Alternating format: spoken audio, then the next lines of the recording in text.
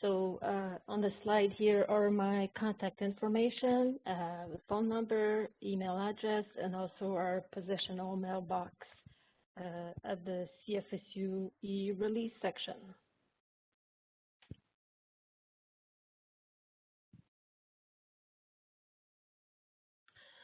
So this presentation is broken down into three main topics.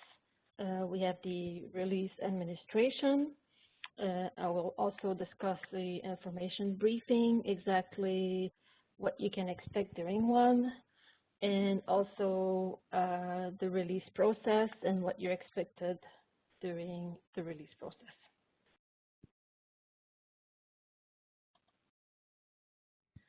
So release administration, that covers all those topics, and I will go through individually in the next slides.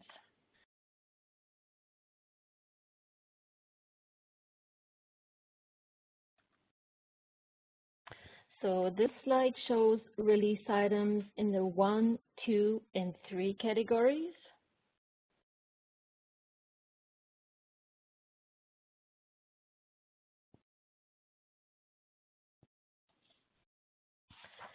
And this slide covers item 4 and 5. So for voluntary release, usually the most popular one we see here is item 4A and item 5A for officers.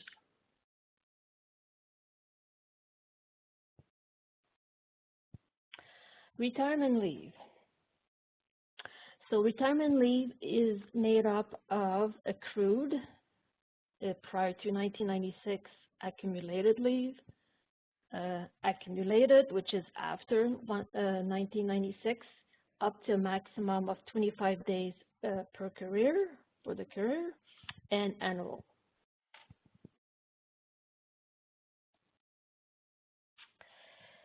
So what is accrued leave? Like I mentioned, is anything prior to 1 April 1996. And it's up to no maximum, but it cannot increase unless there's an audit reveals a miscalculation. And it's calculated in working days. Accumulated leave. So again, after 1 April 1996, it's calculated in working days. And if an adjustment is done during your leave audit, every day over the 25 days cannot be used for retirement leave, so it must be cash out.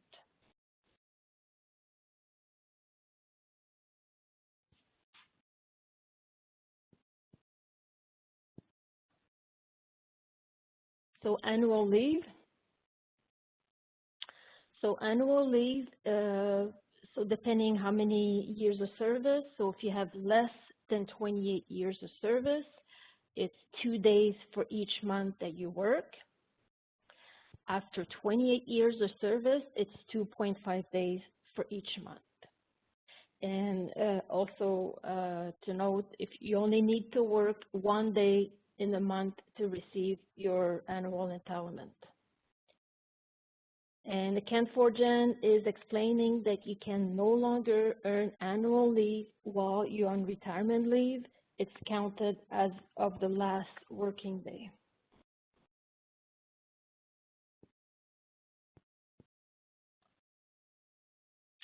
Also, things to remember for retirement leave, if you're going to be having your leave during Christmas time in December, so no special leave, so no the Christmas special that we normally get, and no short days. But the stats are included in the calculation, and it's in order accrued first, accumulated, and then annual.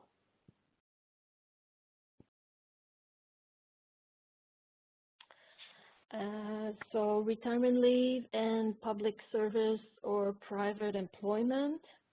So you can work while on retirement leave, but you cannot work while you're in the primary reserve. So if you're transferring into the reserve, you must use up all your leave before you transfer, or take a cash out of your leave.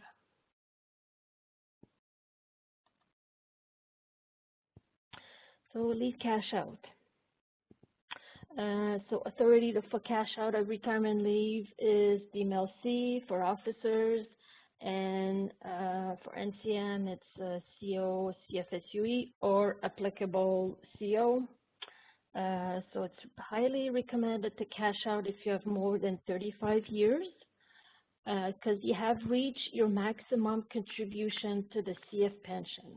You no longer contribute to the plan if you continue to be employed in the CAF.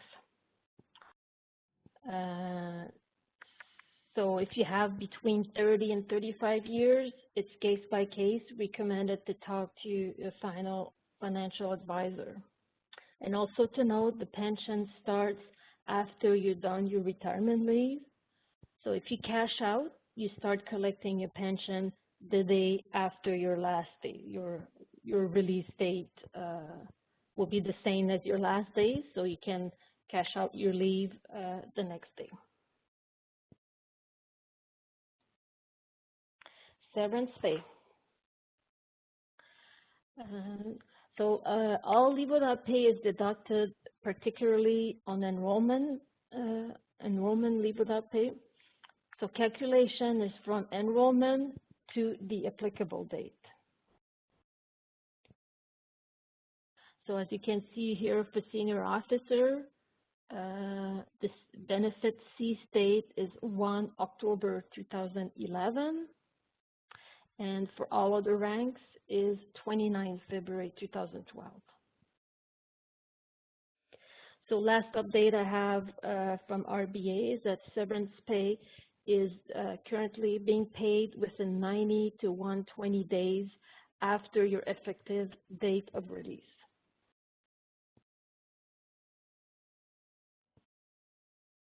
And here's the magic calculation for the severance pay. So you have your monthly pay. So add your pay at your rank on your date of release, number of years of service, up to the cease date, and it's the calculation on your screen there. So this is how the calculation is being done.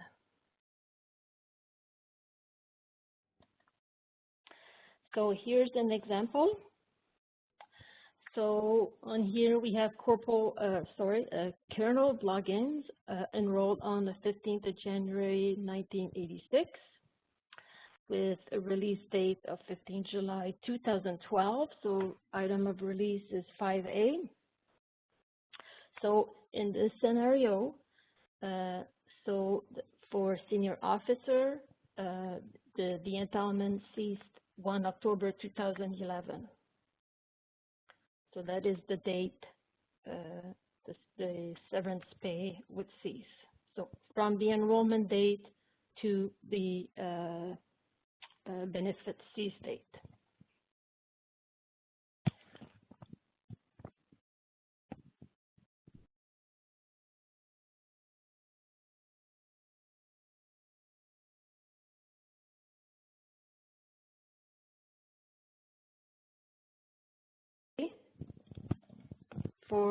This is for exceptional member. So to be considered an exceptional member, you must be released under the following items. And it's calculated from the date of enrollment until the date of release. So for example, Captain Bloggins enrolled on the 15th of January 2002, release date 15 July 2012, item 3B, which is a medical release. So you have the benefit until your release date.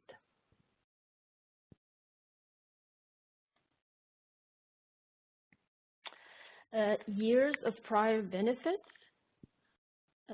So there's certain items that will be deducted from your severance pay calculation, and it's listed here on the slide.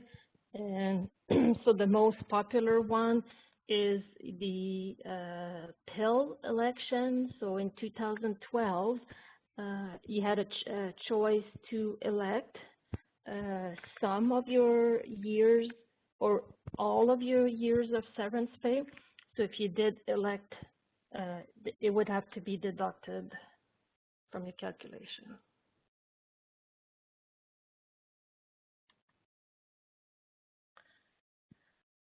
And also for the benefits of the severance pay is no more than 30 years.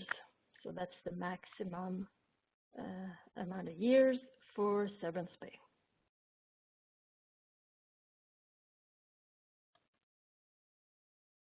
Leave without pay on enrollment. So leave without pay on enrollment doesn't count towards your severance pay.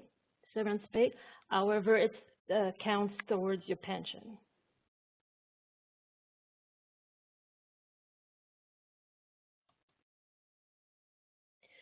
Our RSP contribution. So severance pay or cash out of leave can go directly into our RSP if you have the room.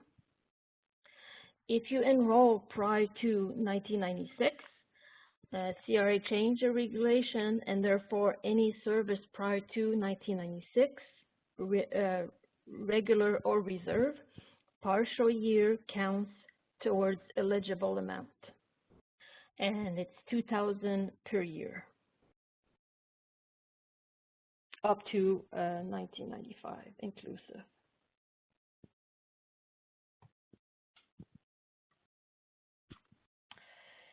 And so the eligible amount, so doesn't require our RSP room. It's declared such and therefore not subject to personal limit. So however, eligible amount has to go to your RRSP. Anything over the eligible amount can go into your spousal RRSP.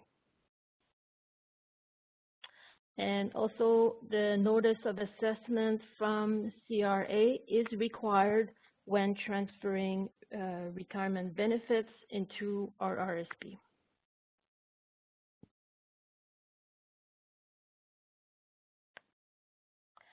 Transfer to primary reserve.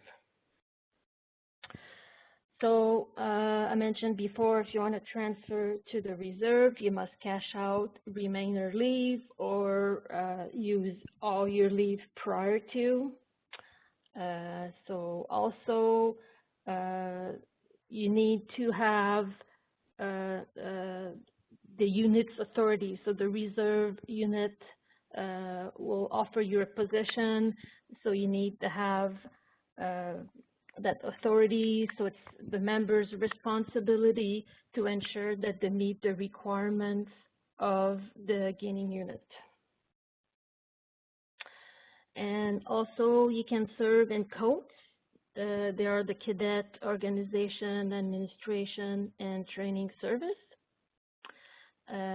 You can serve with them past 60. They don't have the same universality of service. However, if you're interested in transferring, you must begin the process with the local recruiting center prior to releasing from the rec force.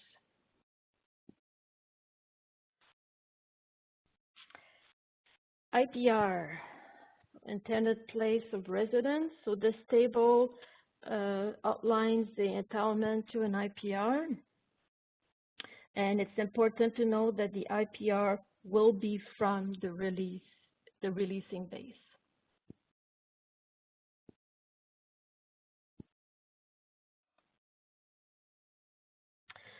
So it's declared in writing, must be completed within 2 years from date of release with possibility of extension.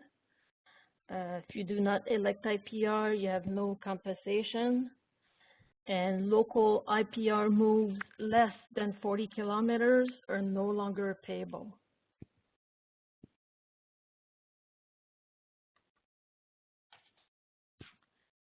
So electing before or after your release, it needs to be initiated at the release section. Once the election is received, we will verify your entitlement. We'll request a FIN code for your move. We'll provide instruction how to register with BGRS. And once the FIN code is received, we'll forward the package to the RBM in order to have a BGRS account created.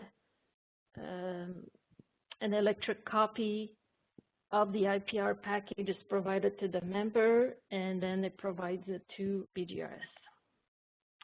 And you do not need to elect your IPR prior to making an offer on a house. However, be advised you must contact the release section.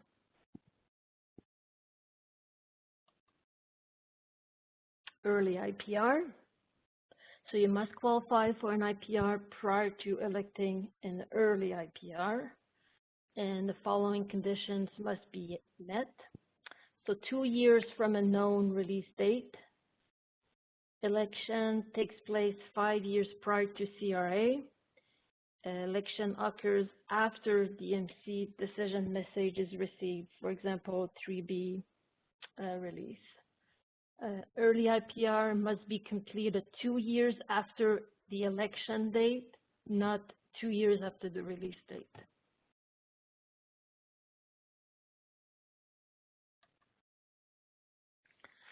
Information brief.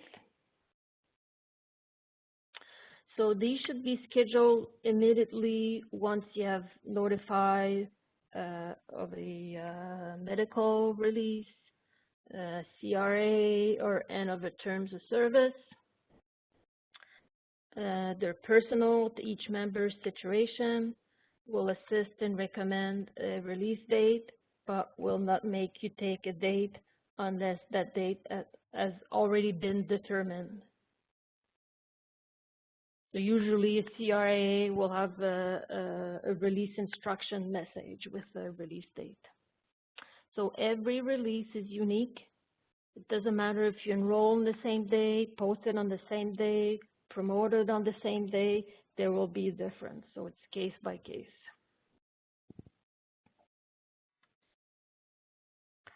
Information brief. So if you'd like to book an appointment for an information brief, you can contact me by email, by phone. We'll assist you to complete your voluntary release request form during the briefing.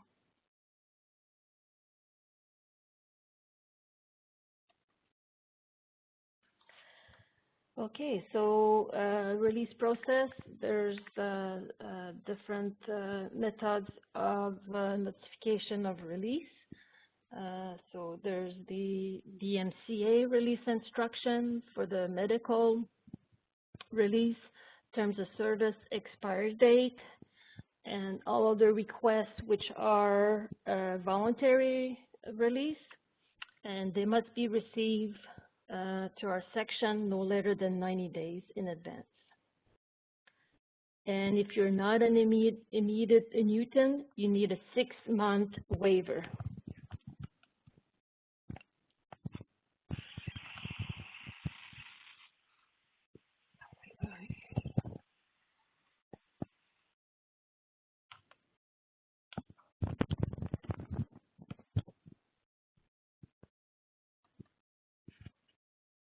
Okay, 6 months waiver. So a 6-month waiver, it needs to be approved prior to your last working day. So waiver needs to be given to your chain of command, then to your care manager for a min review. And be sure to provide release section a copy of the request. And the release will not be finalized if approval not given from the care manager.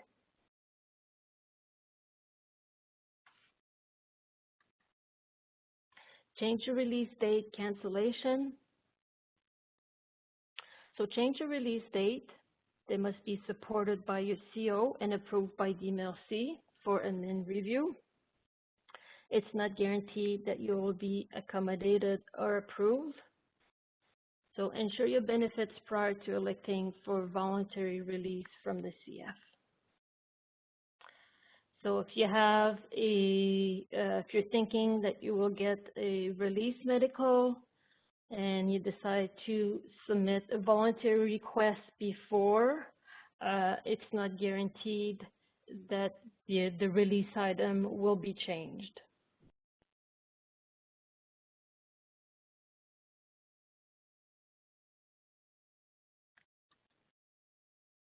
So release in Canada for Part 1 and Part 2. Part 2 is on your last working day, will be booked by your release administrator. And when the release administrator contacts you, they will confirm certain personal information over the phone or in writing. So if you're releasing in Europe, the Part 2 will be done in Niederhai, Germany.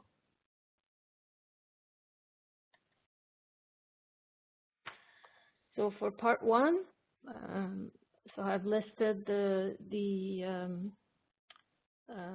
several actions that will be taken during that interview. So confirm cash out or retirement leave, provide out clearance form, confirm the severance pay, provide a release digest, sign your certificate of service application, and confirm final release payment.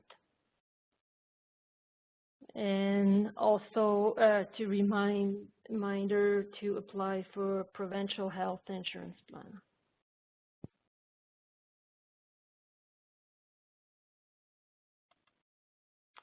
So Part 2. So Part 2 is your final release interview on your last working day. So basically, return your ID card, return your completed out clearance form, and sign final release documentation. You'll be provided with a final release payment. And upon completion of Part 2, members' files are forwarded to RBA for final audit.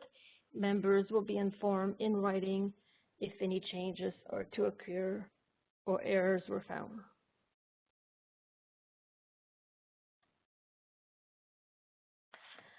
Okay, so some of the things to do during your release process. So release medical, dental, return clothing, Veterans Affairs interview, CISIP,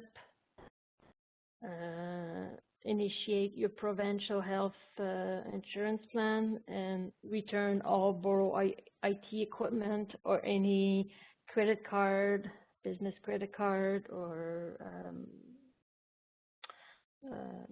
any department credit card.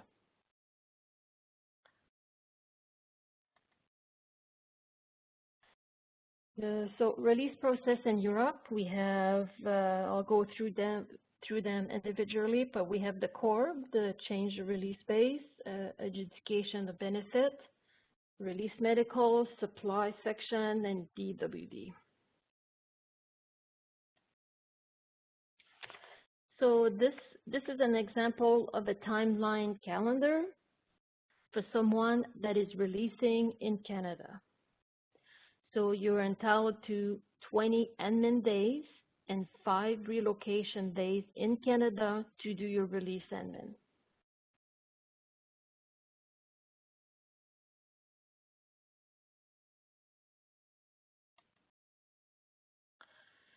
So change of release base. It's the process used for member releasing in Canada from Europe, and members are eligible to be moved back to anywhere in Canada as long as they are inside of a radius of 250 kilometers, close by to a release section.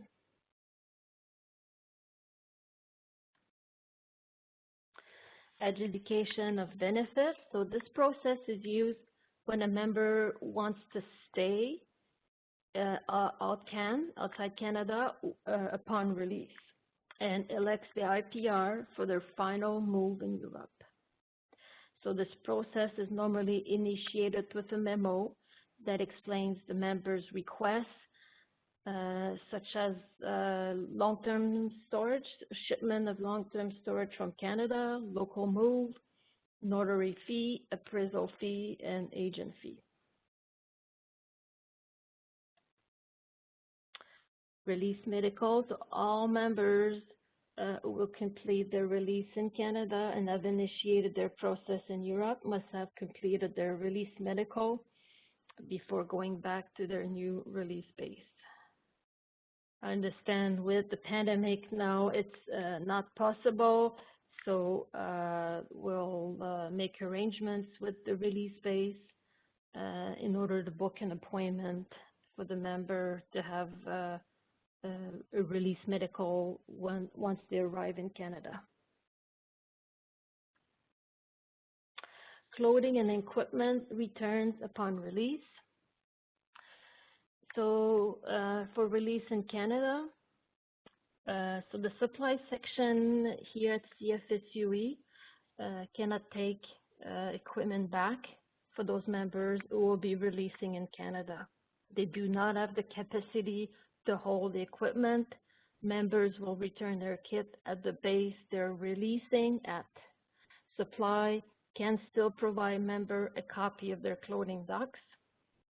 So the only kit they can return is any kit they drew from them for operational purposes.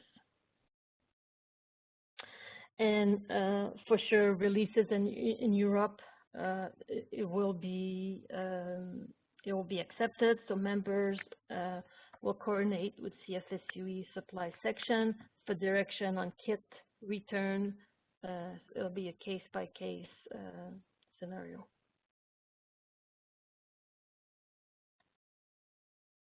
So depart with dignity. So upon your decision of releasing, you'll have to provide release section with the name of who will be taking care of your DWD. So the release section is responsible for the certificate of service and the PIN only. The rest of the certificates flag, it will be done by the DWD OPI.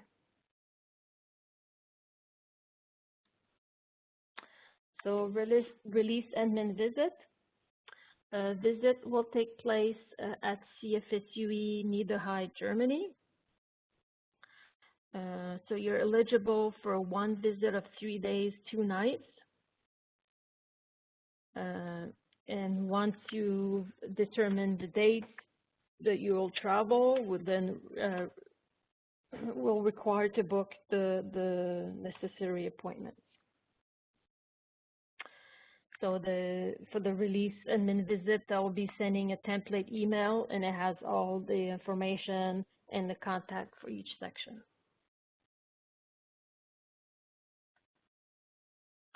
So Director Privacy Act, so the CFSUE Europe release section will not provide a copy of your PERS file. You have to request it through DAIP. It's important not to request your PERS file until after you receive your benefits, as the request will hold up the audit of your file. And it's recommended that you request a copy of your med records also.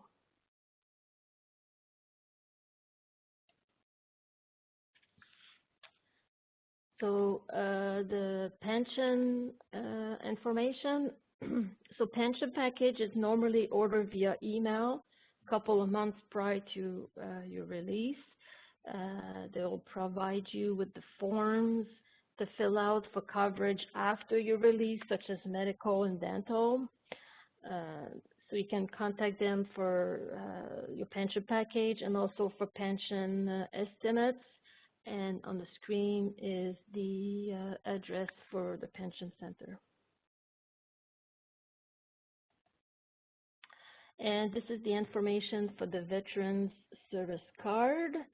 So it's back again. So you will receive it on your Part 2, your last release interview.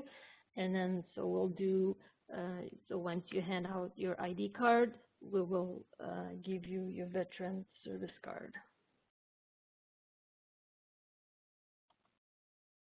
And just a few points to consider during your release process here, so that all advances must be reconciled. So children education management, contact them to make sure you don't have any outstanding advance, your VTA, security deposit. And also keep in mind that for the CORB, so the change of release base, there's a process, so that's why we need the 90 days to process your release, so that the relocation, BGRS, so these are the things to think about.